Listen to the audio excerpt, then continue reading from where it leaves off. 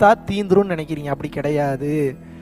இறைக்கின்ற கிணறு ஊறிக்கொண்டே இருக்கும். ஒரு கட்டத்துல அதிகமா ஒருத்தன் உண்மையாக கொடுக்குறான்னு வச்சுங்க, அவன் கிட்ட எவன் கொடுத்தாலும் அவனுக்கும் ஊறும். பெரிய ரகசியம் இது. ஆனா உண்மையாவே கொடுக்கணும். நீங்க சின்ன பரமாத்மா ஏன் போய் நின்னாரு?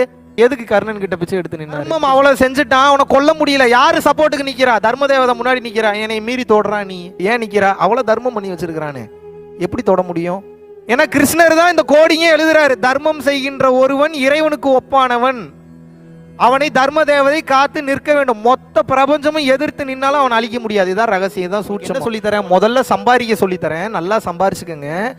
சம்பாதிக்கவே உங்களுடைய வருமானம் வெறும் 100 வெள்ளியாக இருந்தாலும், மாசத்துக்கே வெறும் 100 வெள்ளி தான் நீங்க சம்பாதிக்கிறீங்கனாலும் 10 வெள்ளி எடுத்து முடியாதவங்களுக்கு கொடுங்க. இந்த பக்குவத்தை வளர்த்துக்கங்க. பிள்ளைங்களுக்கு இதை சொல்லி கொடுங்க, சொல்லி கொடுங்க, சொல்லி கொடுங்க, சொல்லி கொடுங்க, சொல்லி கொடுங்க, சொல்லி கொடுங்க. தர்மத்தின் வலிமையை வார்த்தைகளால் சொல்லவே முடியாது.